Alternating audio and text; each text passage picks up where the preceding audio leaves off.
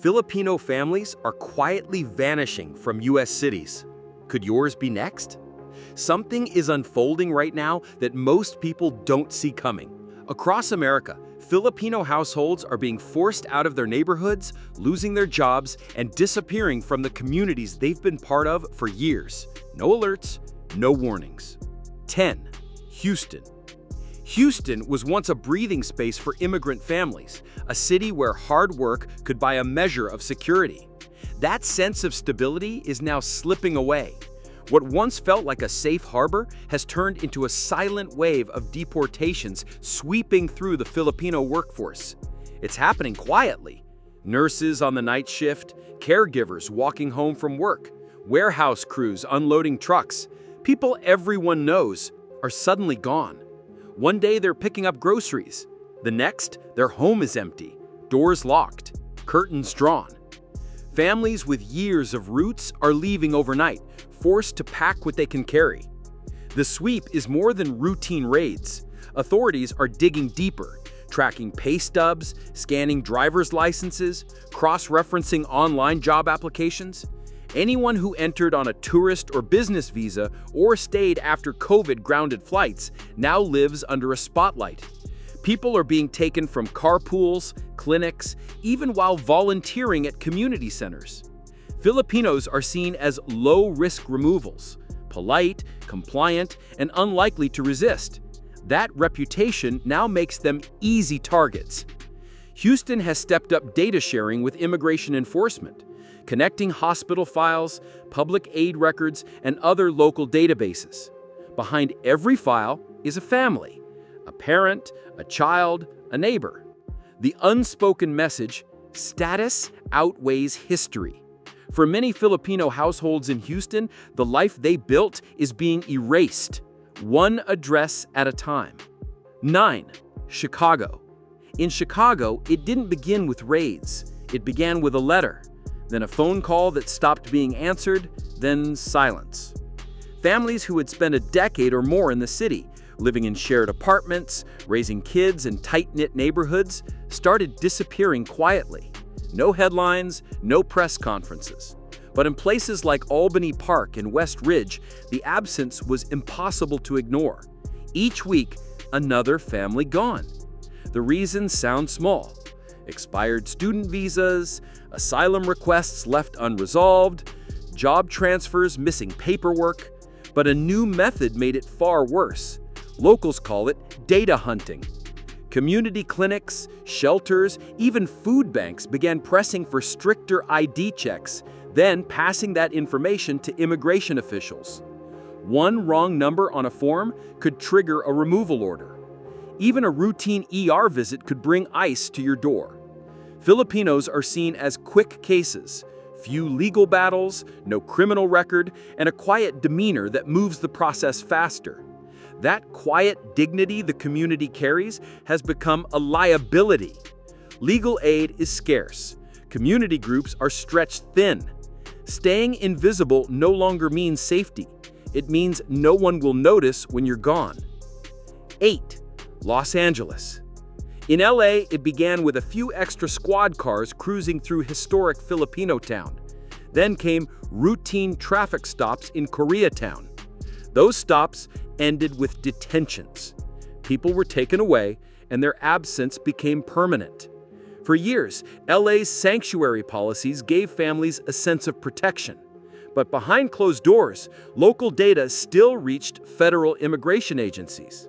The real engine of removals here isn't raids, it's the courts. Thousands of Filipino immigrants had cases stalled for years.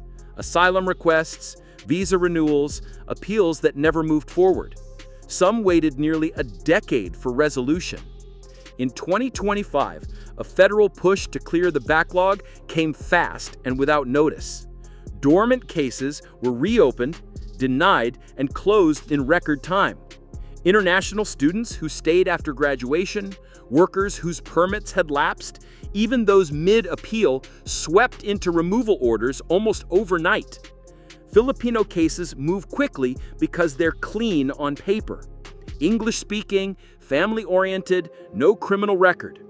That efficiency means higher numbers for enforcement agencies. Behind those statistics are caregivers, nursing students, church leaders, single parents, people who've quietly built lives in LA. And yet, their departures are quiet.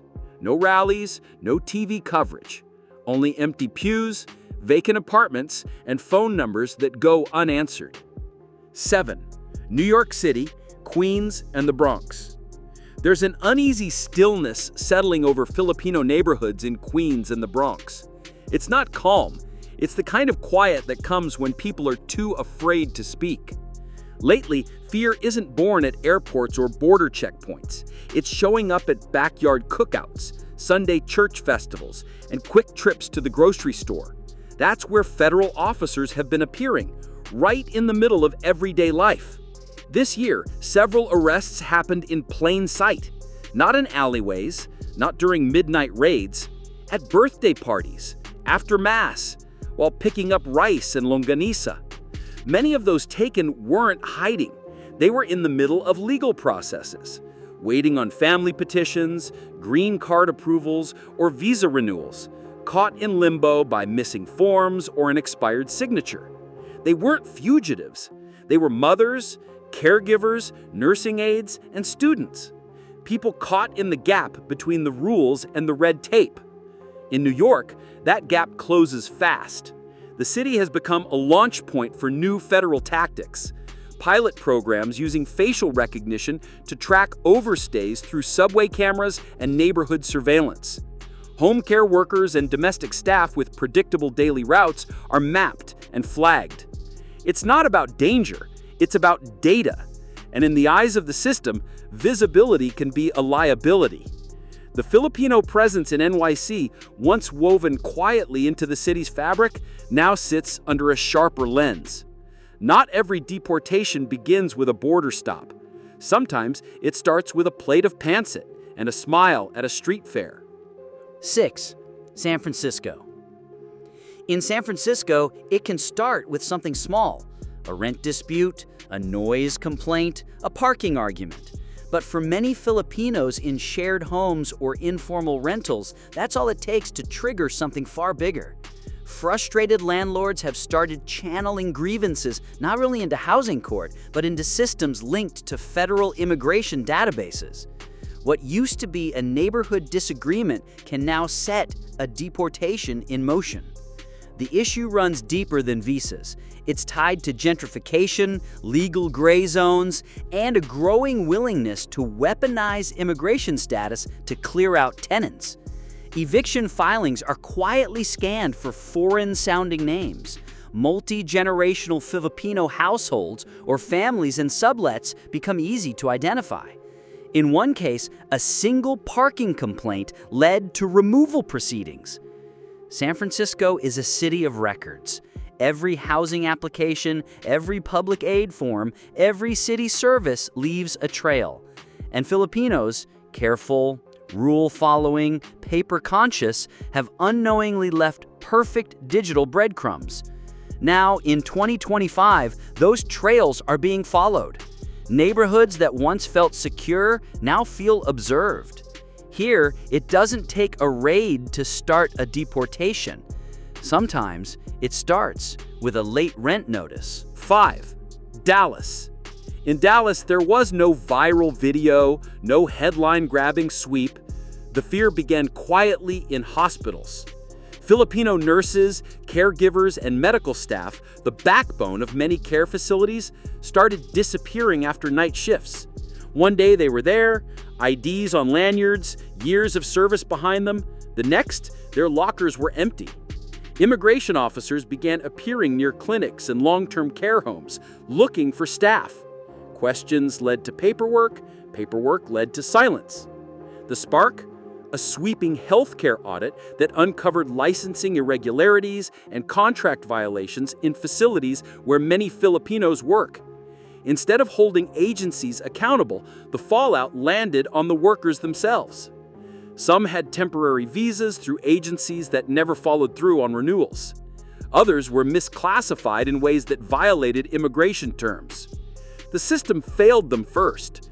Then, penalized them for being caught in its flaws. Now, even those with valid papers and spotless records fear background checks and contract reviews. One missing document, one typo, that's all it takes. Dallas once leaned heavily on Filipino labor in healthcare. Today, it sends workers away in silence, shift by shift. Employment is no longer a shield, it's a countdown. 4. San Diego. San Diego looks like a beach city, but for many Filipinos, it feels more like standing on a cliff's edge, one step from losing everything. The community here is full of mixed-status households, where one spouse is documented and the other isn't, or where the kids are citizens but the parents aren't. That once offers some measure of safety. Not anymore. Agents now enter homes with orders that split families apart. Some cases trace back to petitions filed over a decade ago, still stuck in processing. Others collapse over a single missing signature on a green card adjustment. What once counted as pending is now stamped denied. In San Diego, paperwork delays aren't slow, they're final. The city has become a testing ground for federal fast-track removal tools, mobile courtrooms, facial recognition at transit points, real-time cross-border tracking. Many Filipinos previously off the radar now find themselves flagged in days. Even a short trip to a nearby town for a medical appointment can end in questioning. For San Diego's Filipino families, safety isn't about avoiding the border anymore. It's about avoiding being seen at all. 3. San Diego. Here, it's no longer about crossing the border. It's about living near it. San Diego's Filipino families aren't in a sanctuary anymore. They're in a test zone. Federal agencies are rolling out fast-track removal tools here. Mobile courtrooms, real-time tracking, facial recognition sweeps. And for those caught in the middle, the cost is heartbreak, delivered without protest, without warning. You don't have to move to lose everything. All it takes is being home when they knock. 2. Phoenix. In Phoenix, even the church doors no longer guarantee safety. For years, undocumented Filipino families found refuge in sanctuaries, sleeping in back rooms, holding vigils, clinging to hope within walls of faith. But in 2025, the rules shifted overnight. Federal agents began entering these spaces unannounced, removing people who had been living inside for months, even years. No headlines, no camera crews. Those taken weren't hiding because they were dangerous. They had pending cases, humanitarian relief applications, or deferred action status. They were waiting for the system to keep its promises. Then, Arizona politics turned sharply. Old protections were erased, and a new law allowed police to enter places of worship without a warrant if immigration violations were suspected. Sanctuaries became traps. For Filipinos in Phoenix, even kneeling in prayer now feels like exposure. 1. Miami. Miami still gleams in the sun, but for Filipino families behind the city's luxury hotels and cruise ships, the shine is gone. Workers in kitchens, laundries, and ship docks, the unseen gears of Miami's tourism machine, are disappearing. The sweep began after a Homeland Security probe into identity fraud tied to job placement agencies. Many of those detained had no idea their papers were flawed. They trusted recruiters, they did the work. The system didn't separate the innocent from the guilty. A wrong date, a mismatched number, enough to erase years of stability. The cruise industry's heavy reliance on Filipino labor made targeting easy. It wasn't about individual cases, it was about efficiency. And when the numbers led to Filipinos, they followed. In Miami, being essential doesn't protect you. It makes you easy to find. Washington, D.C. In the nation's capital, change doesn't arrive quietly. It lands like a hammer. Over the past 18 months, more than 200 Filipinos have been removed in silence. Many were in the middle of legal processes, family petitions, TPS coverage, DACA protections. But policy definitions changed without warning, even applying retroactively. A visa approved in 2023 could become grounds for removal in 2025. DC is where immigration tactics are field tested. Every rule gets trialed, every community gets studied. Filipinos, cooperative and unlikely to resist, became an ideal test group. This isn't just enforcement. This is an experiment in control, one they never consented to. So, is this the opening move of something bigger? Or is there already a blueprint shaping these removals across multiple cities? Drop your thoughts in the comments and tell me where you're watching from. Your city might be closer to this than you think. If you haven't seen our breakdown on the visa loopholes that helped spark this wave, watch that next. And share this with anyone who has family in the US. They need to hear it before the knock comes.